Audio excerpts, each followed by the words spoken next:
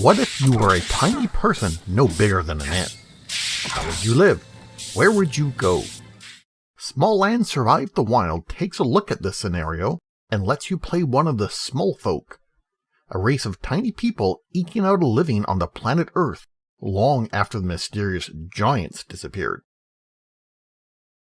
Hello all, this is Marco from Random Door Media. In this video I want to answer the question, what the heck is Smalland Survive the Wild?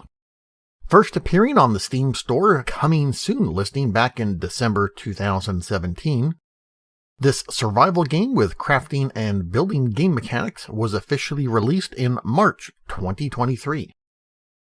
The game comes from developer Merge Games, who, looking at their website, have a fair number of games under their belt. One of their most recent games is Bramble the Mountain King, a game which, although I did not play myself, I watched a full playthrough video on it, and it looks amazing in both its looks and storytelling. Therefore, we should expect a relatively polished game with Smalland Survive the Wild. Currently, the game is $32.50 Canadian, or around 24 US dollars, or 22 euro. The game features an open world so that players can explore where they want, although the map is static and not randomly generated. The set map was necessary as the game does have a story to tell, which is revealed as the player travels about and speaks to various NPCs. The different NPCs will provide additional information about the land, the small folk people, or offer their skill in crafting various sets of armor. This makes the game similar to ones like Conan Exiles, which has a pre-made world with NPCs scattered throughout, and less like games like Rising World and 7 Days to Die, which offer randomly generated terrain. The story, which is revealed right after character creation, is that the Queen of the Small Folk is gravely ill.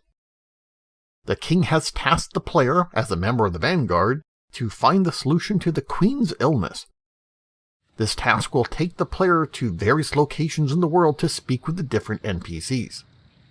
Fortunately, the Queen's situation is not particularly dire, as you can take your time to wander around, gather materials, craft equipment and food, and build yourself a fancy home. What does the game offer in the form of a survival game? There are your typical survival elements such as maintaining health, stamina, and nourishment. There are a lot of items that can be crafted, including various tiers of crafting as different materials are gained and more recipes become unlocked. For example, near the beginning of the game you require the mandible from a bull ant to construct a basic pickaxe. But when you find flint, you can craft a flint pickaxe, and eventually make a metal pickaxe, and so on. One of the best parts of survival games, especially as it allows for customization and individual artistic expression, are the building mechanics. Near the start of the game, after gathering basic materials such as wood and fiber, you can construct simple structures using foundations, walls, and roof pieces. Once advanced materials are found, you can move on to wooden structures, then stone, and eventually to metal structures. Each tier offers a different look as well as some different building pieces. While you can craft all manner of tools, food items, and various crafting stations, the one category of recipes that is kept from your character is armor crafting. For some reason, the developers decided to keep the knowledge of crafting armor to the various NPCs in the world. This means that you have to bring the materials to the NPCs and get them to craft the armor set for you. The different armor sets are varied from stone armor to bone armor to fancier sets such as suits being made from bee parts. The different suits of armor grant a certain amount of protection from the cold and protection from physical damage. Some armor sets even provide a unique benefit such as extendable wings allowing the character to glide or tiny boost to movement speed. Armor comes in 4 parts: head, torso, arms, and legs, and can be mixed and matched. The character creation itself offers a decent variety of options, from body type to skin color to the shape of the character's ears. You can even select the shape and color of the antennae that sprout from the character's head. Fortunately, the developers added in options to customize some aspects of the gameplay. Finding the combat too hard or too easy, you can adjust the health and damage of various creatures you encounter. Do you find that you're dying too often and tired of having to retrieve your equipment each time? Enable the option to keep inventory on death. By default, unsheltered building pieces will take damage during bad weather such as rain and storms. Personally, I like to have buildings all over the map, from bridges to cross narrow ravines, to stairs that access higher or lower areas, and having to keep all of these maintained would be monotonous. Therefore, I choose the option to disable building weather deterioration. So what makes Smalland Survive the Wild stand out from other survival games? First off is the look and the lore. While a lot of survival games tend to be some generic world with little or no story, Smalland has you play a member of the Smallfolk, humanoid beings so tiny that they're the size of a strawberry or an ant. Your people survive in underground lairs, and some of them travel far to explore the world above. The story takes place long after the mysterious giants, in other words, humans, have disappeared, leaving behind various items as evidence of their existence. Scattered throughout the world you might find a giant camera sitting in the sand, huge bottle caps, and enormous picnic tables, all of which seem gigantic to your character, who's tiny. Due to your character's diminutive size, the simple creatures in the world seem huge and monstrous. Fight your way through hordes of ants slightly smaller than your character, do battle with beetles that are bigger than you, and fend off attacks from helicopter-like bees. The various creatures in the world each have a distinctive look and sound to them, and drop various materials that can be scavenged and used in crafting items to help in survival. Insect and animal body parts can be used to craft weapons and tools, and even be baked, roasted, or stewed to make various nutritional meals. Caramelized ant head. One of the unique features available in Smalland comes in the form of the great trees. Scattered throughout the map are these giant trees that, near the bottom, have a balcony with a little statue. After you make your way to the top of one of these trees for the first time, you can then claim a tree. Claiming a tree means two things. One, from the balcony at the bottom, you can call the tree butler, who comes down in a balloon, which you can then ride to the top. And two, whatever structure you make at the top of the tree will be moved to whatever other great tree that you claim. For example, let's say you claimed a great tree to the south, and you built a house and a workbench and stored various materials in chests. You can then go to a different great tree and claim that one, and your house, workbench, and materials will be moved to that current tree. Pretty handy when traveling great distances, as this means that your home base never needs to be farther than the nearest great tree. There are about 9 of these great trees scattered over the map. Speaking of exploring, if you're someone that likes to go exploring in survival games, this game has you covered. First, there is a reason to go exploring, as following the quest chain will bring you to various locations around the map. Second, another reason to go exploring is to gather the different materials. While some materials like plant fiber and wood are common, other materials are only found in specific locations. Lastly, exploration is rewarded by the amount of cool and interesting things you'll find. As you travel around, you'll come across various terrain features. A fallen log becomes a bridge. Cracks in pavement become deep gorges that house creepy cockroaches, and a series of stone brick steps become tiny cliff facings to traverse. There are also the artifacts left behind by the giants. Enormous orange road pylons, cavernous dumpsters, and chain-link fences are all evidence that the overworld was once inhabited by giant intelligent beings. Although the world map is static, there is a variety of locations to go to, from the simple and mostly safe starting area by the bubbling brook under a canopy of trees to a sunny beach. Areas can be light and airy or dark and foreboding. You'll need to venture to all these locations in order to progress through the tech tree. Traveling to the beach, you will find bark and flint. while venturing into the murky and dark swamp will provide you with spider silk. The game offers a 2-season system: bright and sunny summer days and cold and wintry winter days.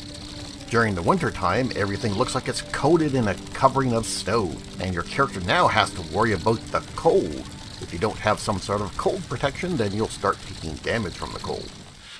This part I didn't really like because I found that the winter didn't seem to affect the enemies whatsoever. You would think that lizards and insects would be hibernating during the winter, but they're fully active. There doesn't seem to be anything that the player gets out of the winter time. Like, the water doesn't even freeze over, allowing you to access previously inaccessible areas.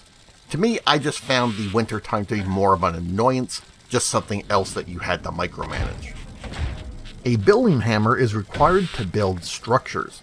This means that if you want to build structures while exploring, such as a stairs or a temporary shelter, you'll need to have a hammer with you at all times. All structures require a foundation, and from there you can add on walls, doorways, walls with windows, and several types of ceilings. There are a few other options such as ramps and stairs, and as you encounter different materials, you'll unlock the ability to make buildings out of wood and bark, then out of stone, and eventually metal. Shelter is very important because occasionally the game will make a storm. Now, the game might have rain now and then, and all it'll do is make your character wet, but there's no penalty to that.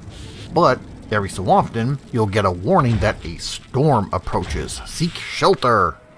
If your character is caught outside a shelter during a storm, then your character will get cold and probably will start taking damage because of it. There are also furniture items that are strictly for decoration, like table, chairs, and cupboards. And the game is nice enough to put these in a separate category called decorations. Structures created by the hammer can also be dismantled by looking at the piece and then pressing the C key. Dismantling a structure this way returns 100% of the materials. Like most survival games, equipment such as weapons, tools, and armor degrade with use. Items can only be repaired using a workbench. However, items that have only suffered a certain amount of degradation, I think it's up to 25%, require no materials to repair. Just use the repair option in the workbench. After a certain threshold, however, repairing then requires some material. Therefore, a simple trick is to always keep a building hammer with you, along with enough fiber and wood to construct a workbench. Then, while traveling around, build a workbench, repair your equipment while the repairs do not cost any material, and then dismantle the workbench. Feeling lonely traveling the big open world by yourself? Then tame a creature to become a mount. One of the creatures that become a mount earlier on is the grasshopper, but eventually you can be riding lizards, spiders, and even wasps. The mechanic can be tricky, however. First, you need to have a treat in your inventory, which is an item crafted in either the campfire or the stove that is specific to the creature you want to tame. Then you need to reduce the creature's health to below half, at which point you'll see a prompt on the screen to use the treat. Once that is done, the creature becomes friendly and under your control. The reason I say that this is tricky is due to the need to injure the creature first. When I was trying to tame creatures in the later part of the game, I was frequently taking them out too quickly. You might need to bring along a weaker weapon so that you do not kill the creature instead of just weakening it. There's also quite a bit of variety to the combat with regards to the available weaponry.